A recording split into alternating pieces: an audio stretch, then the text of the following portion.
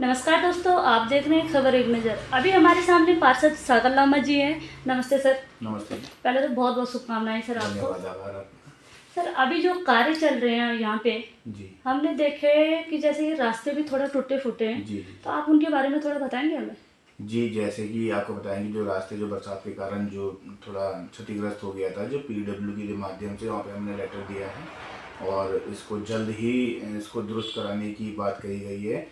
वहाँ से आश्वासन दिया है, जल्द करवाएंगे। फिलहाल अभी पेचवर्क हुआ है और अभी ये सारे रोड दोबारा से निर्माण होंगे।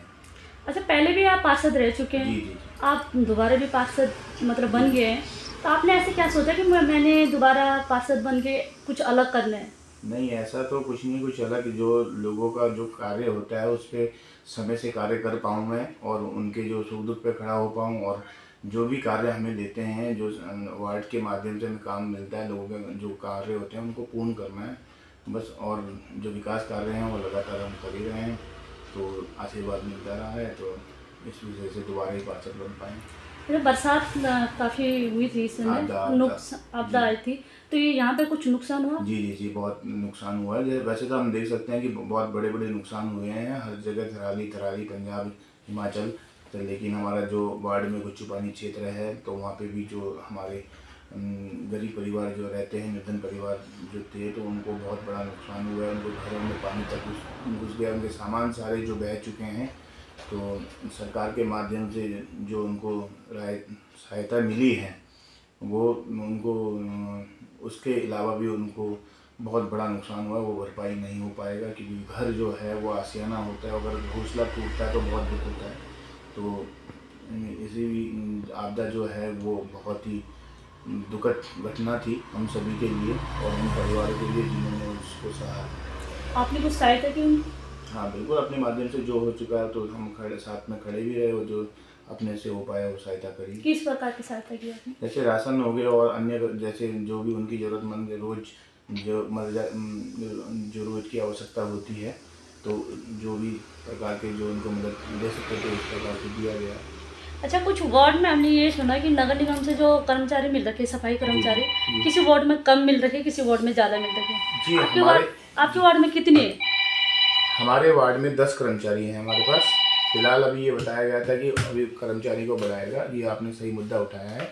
जैसे कि वार्ड में पिछले जो मेरा कार्यकाल रहा, पहले हमें 5 कर्मचारी दिए गए थे और मेरे पास 4 क्षेत्र थे। अब इस कार्यकाल में फिर लगभग आधे समय बाद उन्होंने 10 कर्मचारी करे और अब मेरे पास क्षेत्र जो है 5 गाँव को मिलाकर एक वार्ड बनाया गया है, क्योंकि नए वार्ड में आता था। तो जो दिक्कत ये आती है कि हर 5 गांव में 2-2 कर्मचारी भी देते हैं, तब भी काम पूर्ण नहीं हो पाता। जैसे कि हमारे पास बाबा की कुटिया मार्ग है और जोड़ी जाखन जंगल रोड है और गुच्चू पानी क्षेत्र, जहाँ पर्यटक लगातार आते रहते हैं। यहाँ कूड़े की बहुत दिक्कत होती है, तो कर्मचारियों की हमें आवश्यकता है और लगभग मुझे लगता है कि वार्ड में कम से कम 25 कर्मचारी होगी, तभी पूर्ण तरीके से सफाई जो कार्य है वो चल पाएगा। अच्छा, आपने इस बारे में कुछ चर्चा नहीं की वहाँ पे? नहीं, चर्चा हमने वो बोर्ड बैठक में इस बात को रखी है, लिखित मेयर साहब को दिया है और आश्वासन दिया है कि हम कर्मचारी 5 से 7 कर्मचारी हर वार्ड में देंगे। अब देखते हैं कब तक हो पाएगा ये। आपको आश्वासन तो दे रखा है, क्या लगता है आपको कि हो पाएगा ये पूरा? दे पाएंगे वो आपको कर्मचारी ज़्यादा?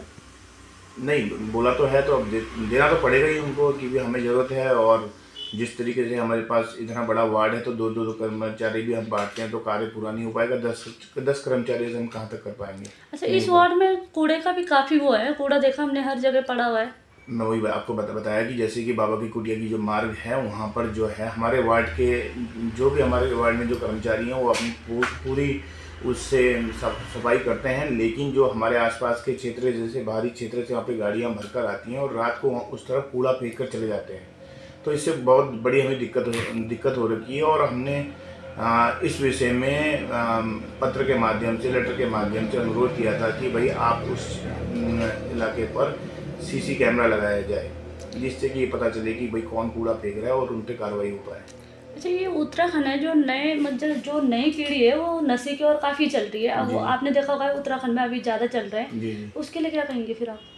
अब उसके लिए तो ये कहेंगे कि भाई जैसे कि हम अपने वार्ड पे हम सतर्क रहे हैं, जितने भी हमारे जैसे जो युवा थे जो भटक गए थे उनको सही रास्ते में लाने की हमने पूर्ण कोशिश करी है। और जहाँ तक हो पाया है वार्ड को हम अभी तक थोड़ा सुरक्षित भी कर पाए हैं। लेकिन जो युवा भटक गए हैं मैं उनको ये कहना चाहूँगा कि गलत रास्ता ना चुनें, अपने परिवारों का ध्यान दें, अपना ध्यान दें, जिससे कि आपका भविष्य खराब ना हो। धन्यवाद। धन्यवाद।